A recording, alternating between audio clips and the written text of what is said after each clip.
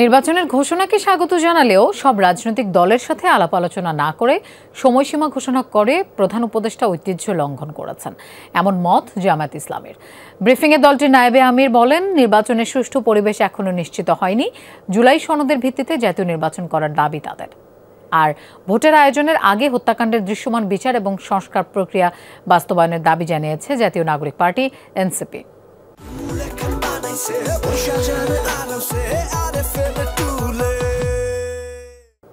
2026 সালের ফেব্রুয়ারি মাসে জাতীয় নির্বাচন অনুষ্ঠানের আয়োজন।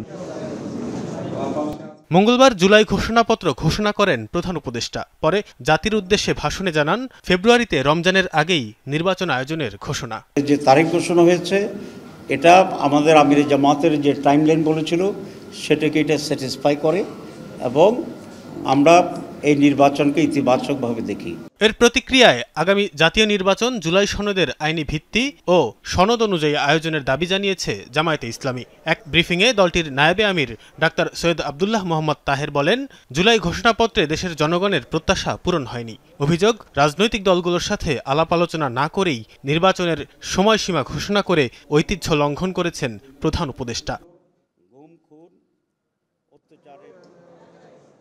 ঘোষণাপত্র ছিল একটি অপূর্ণাঙ্গ বিবৃতির মতো। এতে গণমানুষের প্রত্যাশার পরিপূর্ণ প্রতিফলন ঘটেনি। প্রধান উপদেষ্টা এই ঐতিহ্যকে ব্যত্যয় ঘটিয়ে কোনো বড় রাজনৈতিক দলগুলোর সাথে আলাপ আলোচনা না করে একতরফাভাবে এই ঘোষণা দিয়েছিলেন যে জুলাই সনদ প্রণয়নের প্রস্তুতি নিচ্ছে। বর্তমান অন্তর্বর্তী সরকারকে তার আইনি ভিত্তি দিতে হবে এবং এই সনদের ভিত্তিতেই আগামী নির্বাচন অনুষ্ঠান করতে হবে। দাবি না মেনেই নির্বাচন দিলে আন্দোলনে নামার হুঁশিয়ারি দিয়েছে জামায়াত। আমাদের দাবি নিয়ে আন্দোলন করব, তারপরে পরিস্থিতি কি হয় তখন সেটা পরের বিষয়। এদিকে প্রতিক্রিয়া জানাতে বাংলা মোটরে অস্থায়ী কার্যালয়ে ব্রিফিং করে জাতীয় নাগরিক পার্টি এনসিপি। সদস্য সচিব আক্তার হোসেন বলেন, নির্বাচন আয়োজনে আগে হত্যাকাণ্ডের দৃশ্যমান বিচার এবং লেভেল প্লেইং ফিল্ড নিশ্চিত করতে হবে। তবে ফেব্রুয়ারিতে নির্বাচন হলেও আপত্তি নেই এনসিপির। সরকার যে সময়সীমার মধ্যে নির্বাচন আয়োজন করতে চায় তাতে আমাদের আপত্তির কোনো জায়গা নেই। নির্বাচনের পূর্বে বিচারকে দৃশ্যমান করা এবং সংস্কারকে বাস্তবায়ন করা এই সরকারের অবশ্য কর্তব্য।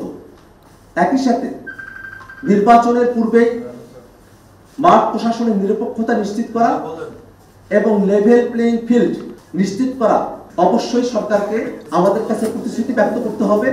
জুলাই ঘোষণাপত্রে নতুন সংবিধান ও গণপরিষদ নির্বাচনের দাবিকে পাশ কাটিয়ে যাওয়ায় ক্ষুব্ধ এনসিপি। আক্তার হোসেন বলেন, নতুন সংবিধানের দাবি থেকে এখনো সরেনি এনসিপি।